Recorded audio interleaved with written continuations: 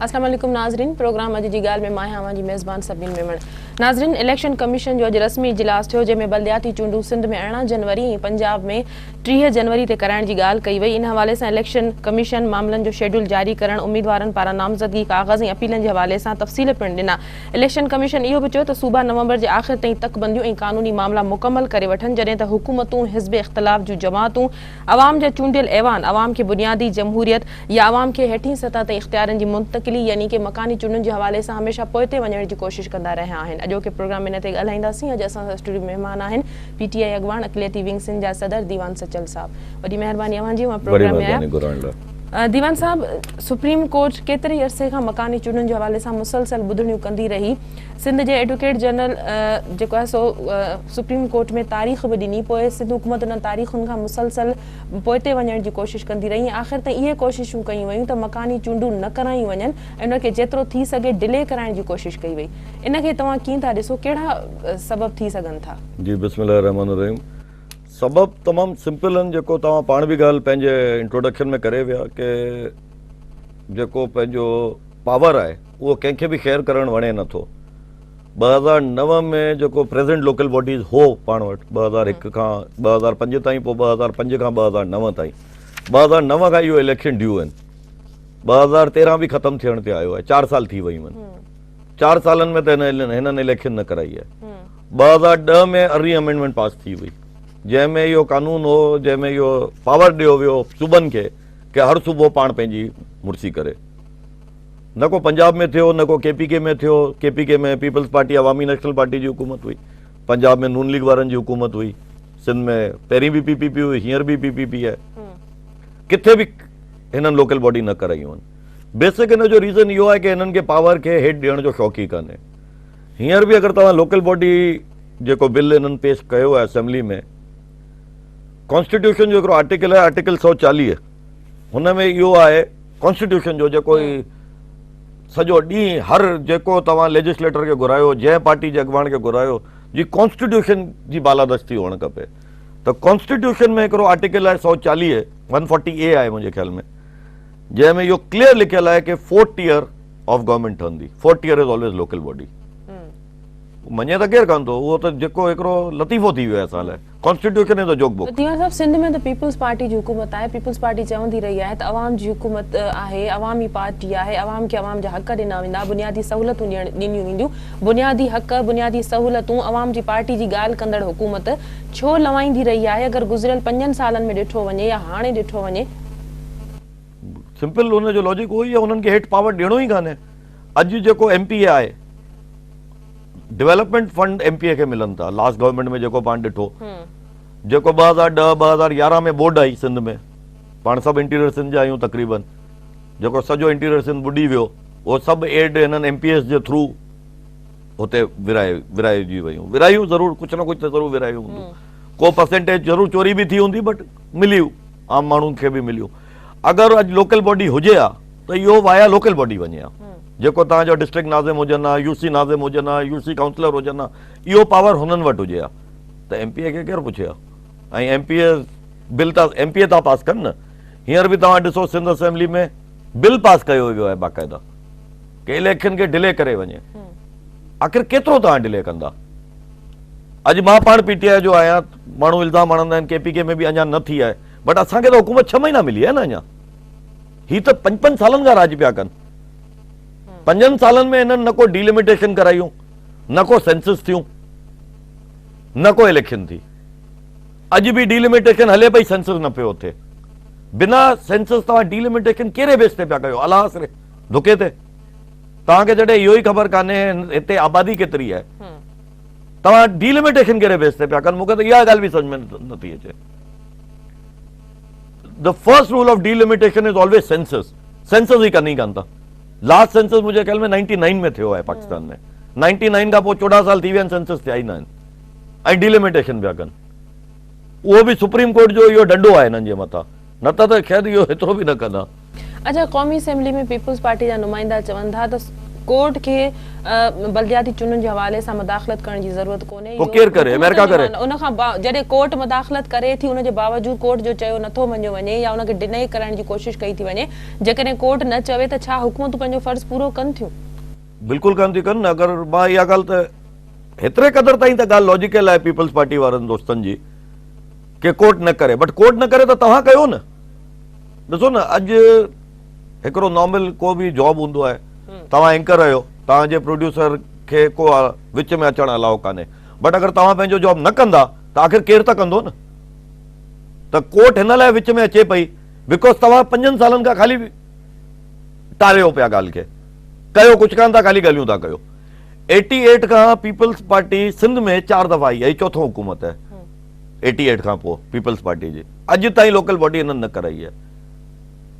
नून league 3 दफ़ा नवाज शरीफ साहब prime minister थियो आहे, अॼु ताईं लोकल बॉडी न थी आहे। तव्हां हिननि जो बैकग्राउंड त ॾिसो न, जेको 15 साल तव्हां हुकूमत में रहिया आहियो ऐं तव्हां लोकल बॉडी न कराई आहे, त अॼु कोर्ट छा करे? तव्हां में त को आसरो ई कान्हे।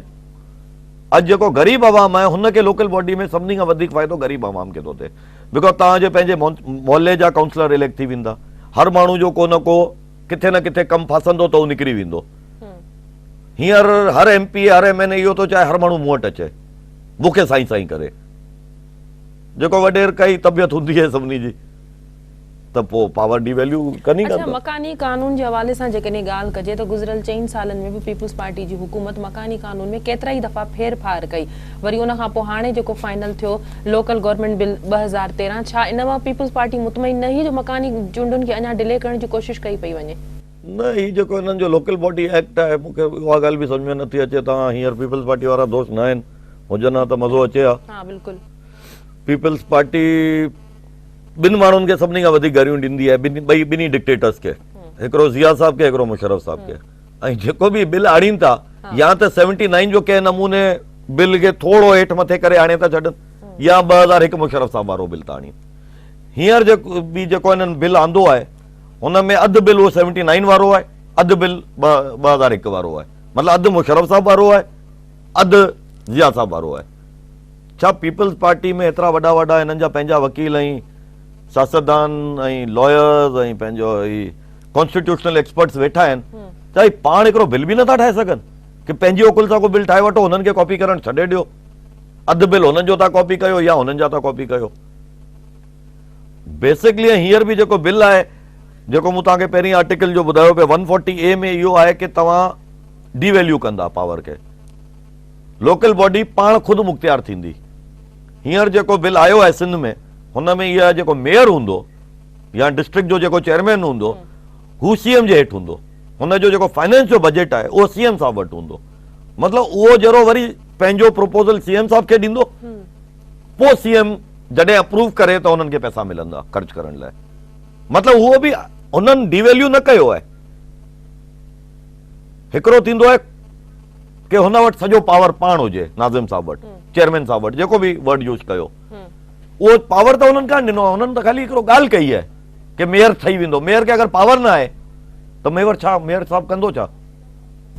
अच्छा, तकबंदियुनि जे हवाले सां बि चयो थो वञे त तकबंदियूं जेके आहिनि से मनपसंद जी बुनियाद ते थियूं आहिनि या उन में बि का शफ़ाफ़ियत न आहे, केतिरनि एतिरा साम्हूं आया आहिनि। तव्हां इन हवाले सां छा चवंदो? जेन्युअनली जेको लास्ट टाइम बि तकबंदी थियूं हुयूं 2001-2 में शायदि थियूं हुयूं, जेको मुशर्रफ साहब कई हुई, जंहिंमें कुझु सीटूं वधायूं, कुझु घटायूं, कुझु तकबंदियूं कयूं, उहो बि सॼी ग़लति कयूं। मां सांगड़ में ज़मींदार आहियां। पाण सांगड़ में हिकिड़ो असांजो हल्को आहे, हिकिड़ो ॻोठु आहे, उहो PS ॿिए में थो लॻे, NA बि ॿिए में थो लॻे। मतिलबु लॉजिकल इहो आहे कि जंहिं NA में लॻे थो हुनजे ई PS में लॻंदो न, ईअं कान्हे। PS 81 में थो लॻे, मगर NA जेको आहे 235 जी जॻह 234 में थो लॻे। कंडियारी जो इलाइक़ो आहे असांजो, UC कंडियारी आहे हिकिड़ी, उहो PS 81 में थो लॻे। हाणे PS 81 जो NA 235 थो थिए, बट उहो NA 235 जी जॻह NA 234 में थो वञी लॻे। हिननि कहिड़े हिसाब सां कयो आहे इहो? हिननि ख़ाली फेवरेटिज़म कई आहे, किथे फंक्शनल हुन टाइम ते, बिकॉज जेको पावर में गवर्नमेंट्स हुयूं उहो हिकिड़ी फंक्शनल मुस्लिम लीग हुई, हिकिड़ी MQM हुई। कराची में जेको तकबंदियूं थियूं उहो तक़रीबन MQM जे हिसाब सां थियूं कि हिननि जी मैक्सिमम सीटूं निकिरनि। ऐं ॻोठनि में जेको तकबंदियूं थियूं उहो एंटी पीपीपी थियूं। पीटीआई जो त हुन टाइम ते वास्तो कान हो कि मां चवां मुंहिंजे ख़िलाफ़ हिननि कयूं। हींअर जेको कनि पिया उहो पीपीपी पंहिंजी बंदि धड़क पई करे कि असांखे वरी फ़ाइदो थिए। तकबंदियूं ईअं त न थींदियूं आहिनि, तकबंदियूं थियणु खपनि फेयर, कि सभिनी कंहिंखे फ़ाइदो थिए न थिए को फ़र्क़ु कान थो पए, माण्हुनि खे फ़ाइदो थिए, अवाम खे फ़ाइदो थिए। ही अवाम जो कान सोचंदा आहिनि।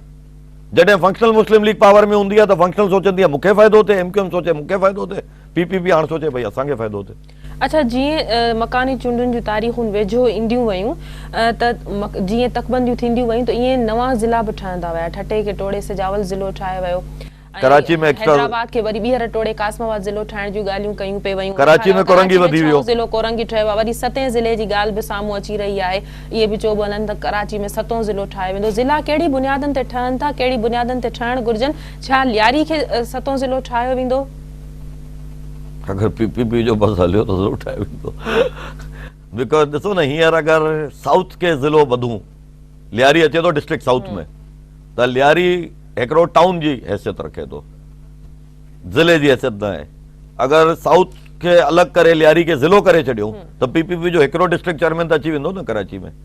हींअर त जेको 6 ज़िला आहिनि उन्हनि मां हिननि जो वेझो बि कान ईंदा को। त पीपीपी उहो ई मूं चयो न पहिरीं जेको ॻाल्हि करे वियो कि हर माण्हू ख़ाली पंहिंजे हिसाब सां पियो प्लानिंग करे कि असां कीअं, असांजो डिस्ट्रिक्ट चेयरमैन कीअं अचे। लियारी जी जॾहिं न को आबादी एतिरी आहे, अगर ॿियनि ज़िलनि जी आबादी 30 लख 40 लख आहे ऐं लियारी जी आबादी 10 लख आहे त पोइ ज़िलो त न थियणु खपे न लॉजिकली, को आबादी जो रूल हुअणु खपे। अॼु कासमाबाद खे जेको हिननि ज़िलो कयो आहे त असांजो इंफॉर्मेशन मिनिस्टर शर्बील मेमन साईं हुतां थो खटे, जेको ही ॻाल्हियूं कनि पिया कासमाबाद खे अलॻि कंदासीं। बिकॉज अगर हैदराबाद जी इलेक्शन था कराइनि त एमक्यूएम घटे थी वञे हैदराबाद ज़िले जी।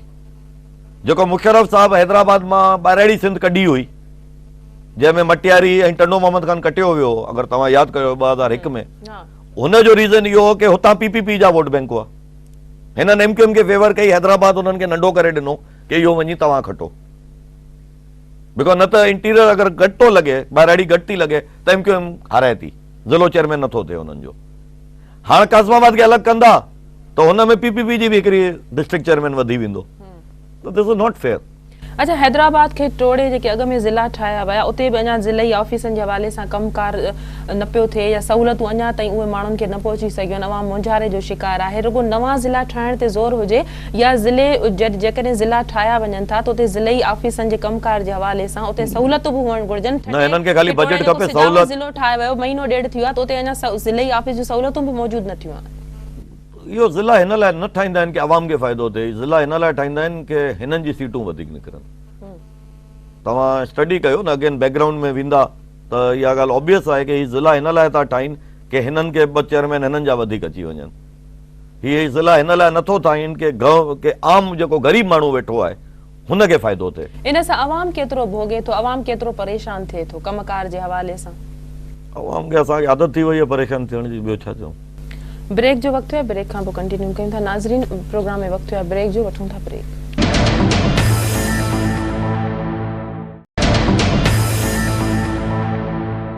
वेलकम बैक नाज़रीन।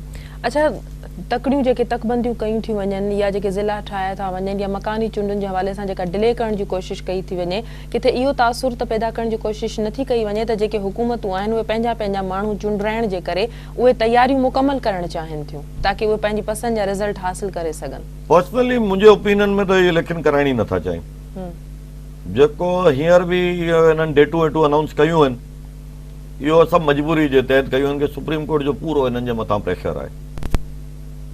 चीफ जस्टिस साहब दिसंबर में रिटायर थी वेंदा, हिन खां पोइ नओं चीफ जस्टिस साईं केरु थो अचे, उहो हिननि खे केतिरो प्रेशराइज़ करे थो कि इलेक्शन थियनि। जेको मुंहिंजो पर्सनल ओपिनियन आहे उहो इहो आहे कि गवर्नमेंट इलेक्शन नथी कराइण चाहिए। छो त अॻ में ॾिनल तारीख़नि खां पोइ हिनखे जनवरी ताईं खयो वियो, उन खां पोइ जनवरी खां पोइ हिनखे मार्च ताईं मुलतवी कराइण जूं ॻाल्हियूं कयूं थी वञनि, जेका दरख़्वास्त अॼु रद्द थी आहे। न, लास्ट जेको हिननि 27 नवंबर रखियो उहो त एक्चुअली इलॉजिकल तारीख़ हुई कि तव्हां 2 नवंबर ते चओ था फॉर्म जमा करायो, मुहर्रम जो महीनो पियो हले, 2 मुहर्रम अञा थी न हुई ऐं हुन खां पहिरीं हुन विच में तव्हां गैप था ॾियो 4 ॾींहंनि जो कि फॉर्म जमा कराए छॾो। जॾहिं तव्हांखे तकबंदियूं ई पूरी न थियूं आहिनि, फॉर्म किथां वठां? अॼु मां पंहिंजी तव्हांखे एग्ज़ाम्पल वरी थो ॾियां मुंहिंजो घर जेको आहे किमाड़ी टाउन में अचे थो। डॉन अख़बार में आयो हो कि किमाड़ी टाउन वेस्ट मां कढी, डिस्ट्रिक्ट वेस्ट मां कढी हिननि डिस्ट्रिक्ट साउथ में कयो आहे, शिफ्ट कयो आहे डिलिमिटेशन में। त मां अॼु पंहिंजो कहिड़े रिटर्निंग ऑफिसर वटि वञा फॉर्म जमा करण, वेस्ट में वञा साउथ में वञा?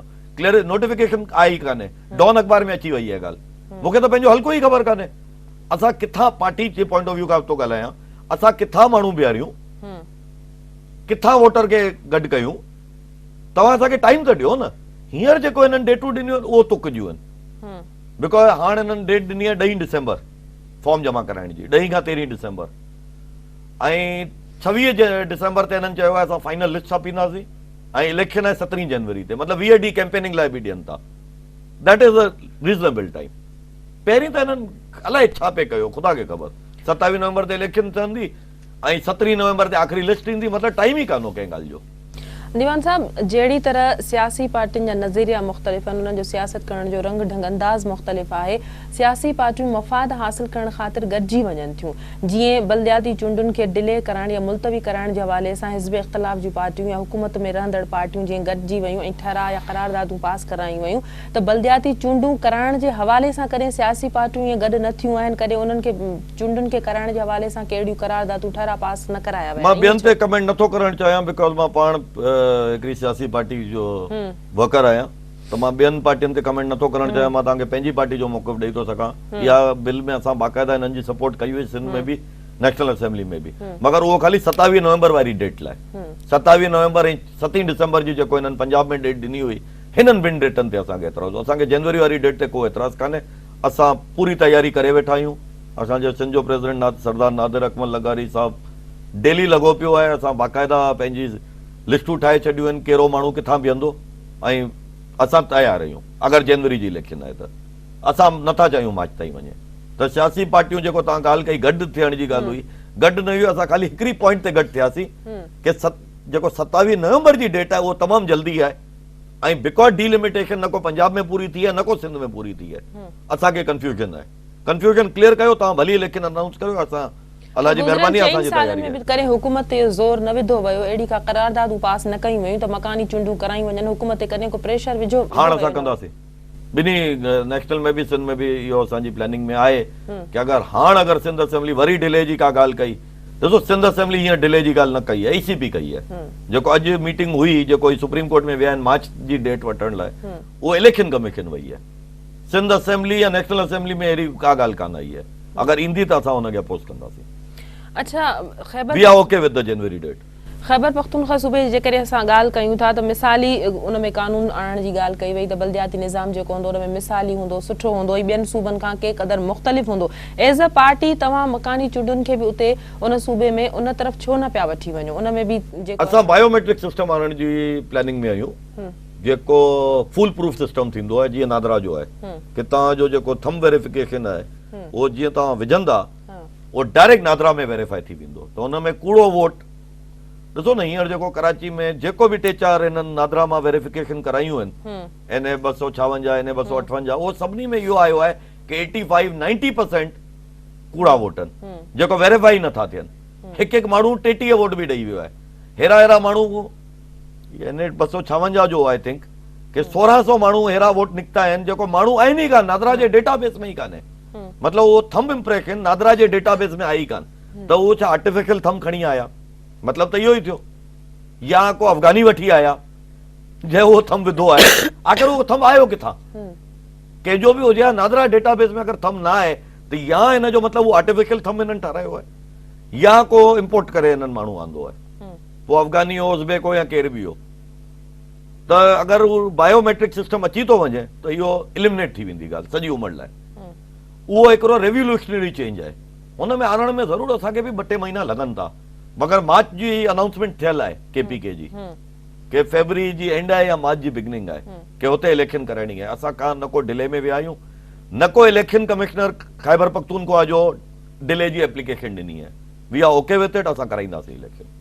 अच्छा, जीअं पीटीआई जी हुकूमत आम चूंडुनि जे हवाले सां अछो चिटो पधिरो कयो या नेटो सप्लाई जे हवाले सां आवाज़ उथारियो, जेकॾहिं जनवरी खां पोइ बि मकानी चूंडुनि खे डिले कराइण जी, मुलतवी कराइण जी या उनखे पोइते करण जी ॻाल्हियूं अचनि थियूं साम्हूं, त पोइ पीटीआई कहिड़ी तहरीक हलाईंदी, पार्टियुनि सां सलाह मशवरा कया वेंदा, कहिड़ी हिकमत अमली? न, असांजी फर्स्ट पॉइंट त इहा आहे कि जेको इलेक्शन थिए उहो फेयर थिए। Delay is not that important. अगर 15 ॾींहं पोइ थी थिए या 15 ॾींहं पहिरीं थी थिए, उहो एतिरी इंपॉर्टेंट ॻाल्हि न आहे, मगर जेको थिए उहो फेयर थिए। हाणे 11 मई वारी जेको इलेक्शन थी आहे उहो फेयर त बिल्कुलु न हुई, बिकॉज सभिनी पार्टी, हर पार्टी इंक्लूडिंग नून लीग ऐं एमक्यूएम, हुननि चयो आहे हिन इलेक्शन में धांधली थी आहे। एमक्यूएम लियारी में जी सीट 248 ऐं एन 250 सीटूं बाइकॉट कयूं हुयूं कि भई हिते धांधली पई थिए। नून लीग वारनि सिंध में चयो धांधली थी आहे। साईं गौस अली शाह नून लीग जो प्रेसिडेंट, हुननि जो बयानु पियो आहे ऑन रिकॉर्ड। साईं लियाकत जोतोई, हुननि जो बयानु ऑन रिकॉर्ड पियो आहे। इहे सभु हिननि जा लीडर्स आहिनि। त नून लीग वारनि चयो धांधली थी आहे सिंध में। केपीके में असां ते इल्ज़ाम लॻो, जमाते उलेमा इस्लाम फज़लुर रहमान ग्रुप, असां ते इल्ज़ाम आयो कि धांधली थी आहे। सिंध में फंक्शनल लीग वारा चवनि था धांधली थी आहे। कराची में त नादरा वारा बि मञी विया आहिनि कि धांधली थी आहे। त पोइ अहिड़ी इलेक्शन करण में फ़ाइदो कहिड़ो? अगर पीटीआई का तहरीक हलाए त धांधली जे खिलाफ़ हलाए न, डिले जे खिलाफ़ हलाइण में कहिड़ो फ़ाइदो? कि जेको बि इलेक्शन थिए फेयर थिए, जंहिंजो हक़ आहे उहो खटे, जंहिंखे माण्हू चाहींदा उहो खटे, जंहिंखे गवर्नमेंट चाहे थी उहो न खटे, फेयर इलेक्शन थिए। अच्छा, मकानी चूंडूं गुज़िरियल 4 सालनि खां न थियूं आहिनि, पर लोकल इदारो आहे, हिकिड़ी वज़ारत आहे मकानी चूंडुनि जी, जंहिंमें ऑफिसर कमु करे रहिया आहिनि, फंड रिलीज़ थी रहिया आहिनि, बजटूं मिलनि पियूं, पर उनजे गवर्नमेंट जे मिनिस्टर खे मिलंदा, पर उनजे बावजूद बि डेवलपमेंट जो कमु किथे नज़र न पियो अचे, अवाम जा तरक़ियाती कम न पिया, बिकॉज़ अवाम जा नुमाइंदा कान्हनि न। अवाम जा तरक़ी, इन लाइ हुकूमत त को कमु न कयो आहे, को तहरुक न वरितो, पर हिज़्ब इख़्तिलाफ़ जी पार्टियुनि एतिरे अरसे में इन जे लाइ छा कयो आहे? सिंध में 5 सालनि में सिंध में मूंखे तव्हां इहो ॿुधायो हिज़्ब इख़्तिलाफ़ हो केरु? जेको लास्ट गवर्नमेंट हुई हुन में सभु पार्टियूं गवर्नमेंट में हुयूं, हिज़्ब इख़्तिलाफ़ त खाली पियो, कुर्सी बि खाली हुयूं। नाले तौर पंहिंजो अरबाब गुलाम रहीम साहब वारी पार्टी हिज़्ब इख़्तिलाफ़ में हुई, हिकिड़ी पार्टी खाली, जंहिंमें अरबाब साहब डुबई रहियो। अरबाब साहब त कॾहिं आयो ई कान सिंध असेंबली में। बाक़ी ऑफिशियली फंक्शनल मुस्लिम लीग हिज़्ब इख़्तिलाफ़ हुई, जहाँ मदद अली साईं हुननि जो लीडर ऑफ द अपोजिशन बि हो, ऐं फंक्शनल मुस्लिम लीग जो जेको जनरल सेक्रेटरी आहे पार्टी जो, उहो एडवाइज़र टू सीएमओ इम्तियाज़ शेख। पोइ हिज़्ब इख़्तिलाफ़ त को हो ई कान, त गोड़ केरु कंदो? सभु पार्टियूं ख़ुशि हुयूं भली लोकल बॉडी न थियनि। हिकिड़ी एमक्यूएम 2 दफ़ा ॻाल्हायो लोकल बॉडी ते, बिकॉज़ हुननि जो मौक़ो हो कि लोकल बॉडी थियणु खपे, विच असां एप्रिशिएट था कयूं। पीटीआई थियण खां बावजूदि मां हुननि जी इहा पॉइंट एप्रिशिएट थो कयां कि हुननि जी सुठी ॻाल्हि हुई, बट हुननि बि कुझु कान कयो, बिकॉज़ हू बि गवर्नमेंट जा हिसा हुआ न। पर जॾहिं मकानी चूंडूं थियण घुर्जनि, इहे ॻाल्हियूं सभु पार्टियूं कनि थियूं, पर जॾहिं तारीख़ूं ॾिनी थियूं वञनि त पोइ डिले करण लाइ सभु पार्टियूं मुतफ़िक़ थियूं। मूं तव्हांखे वरी इहा साॻी ॻाल्हि पिया, तव्हां महिरबानी तव्हां कयो पिया। 27 नवंबर वारी हिकिड़ी डेट ते असांखे खाली एतिराज़ हो। हुनजो रीज़न इहो आहे, मुहर्रम जो महीनो आहे, डिलिमिटेशन जी लिस्टूं अञा छपियूं कान्हनि, असांखे का बि ॻाल्हि क्लियर न हुई। 2 नवंबर ते तव्हां फॉर्म था जमा करायो, जॾहिं वोटर खे इहो ई ख़बर कान्हे मुंहिंजो वोट किथे आहे, मां फॉर्म कीअं जमा करायां पंहिंजो? पहिरीं त मूंखे डिलिमिटेशन नोटिस ॾियो न, पोइ मां फॉर्म जमा करायां। दैट वॉज पीटीआई जो खाली इहो हिकिड़ो ऑब्जेक्शन हो। अगरि ही जनवरी में इलेक्शन कराइनि था, महिरबानी बिस्मिल्लाह कयो, असां गॾु आहियूं। ब्रेक जो वक़्तु है, ब्रेक वठूं था। नाज़रीन, वक़्तु है ब्रेक जो, वठूं था ब्रेक।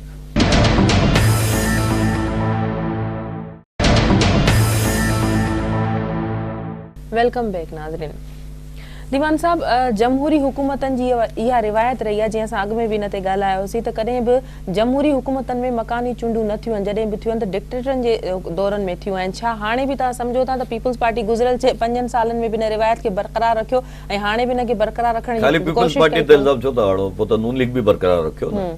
पंजाब में हुननि जी गवर्नमेंट हुई 2010 खां पोइ अरी अमेंडमेंट जे लॉजिक ते हुननि खे अलाउ हो पंहिंजो लोकल बॉडी कराइण, हुननि बि न कराई। मियां साहब पहिरीं बि 2 दफ़ा प्राइम मिनिस्टर थी आया आहिनि, 1990 में ऐं 1996 में, ॿिनी दफ़ा लोकल बॉडी न थियूं आहिनि, न को सिंध में न को पंजाब में, त कंहिं प्रोविंस में बि कान थियूं आहिनि। रही ॻाल्हि डिक्टेटर कराइनि था, डिक्टेटर खे हुननि में पंहिंजो फ़ाइदो आहे, हिन लाइ था कराइनि, बिकॉज़ डिक्टेटर खे दुनिया खे ॾेखारणो आहे कि भई ॾिसो असां लोकल बॉडी कराई आहे ऐं अवाम जा नुमाइंदा वेठा आहिनि, दुनिया खे ॾेखारण लाइ, मुल्क लाइ न।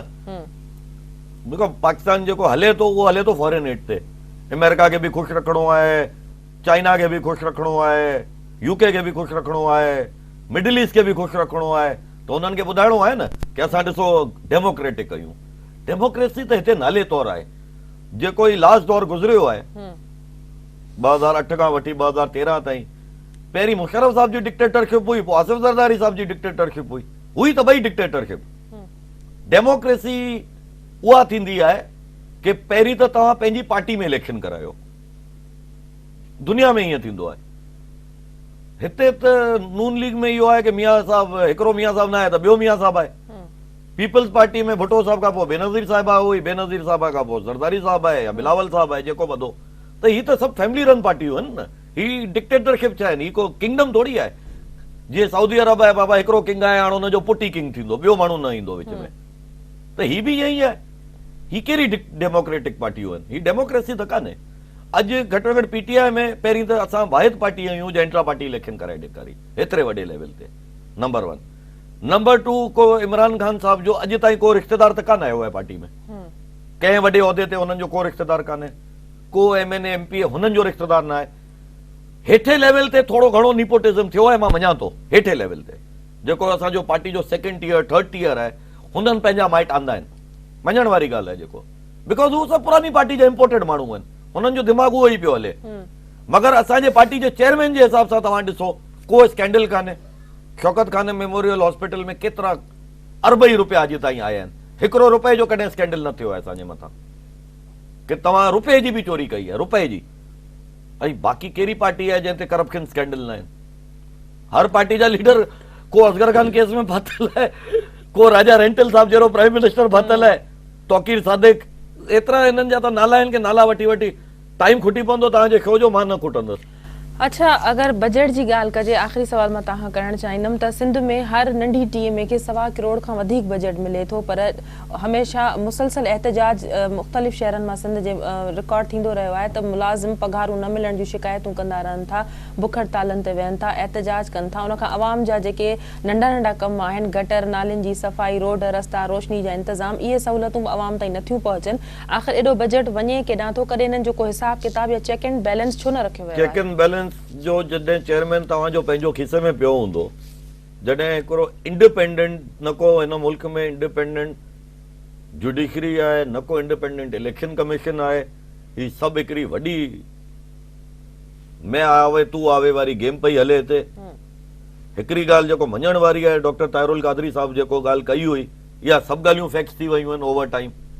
असां PTI एक्सपेक्ट पे कयो कि बिकॉज जुडिशरी ऐं इलेक्शन कमीशन अलॻि आहे, हू कुझु न कुझु हिननि ते डंडो घुमाईंदा, बट जेको इलेक्शन कमीशन 11 मई ते इलेक्शन कराई आहे, सॼे मुल्क खे डिसअपॉइंट करे छॾियो।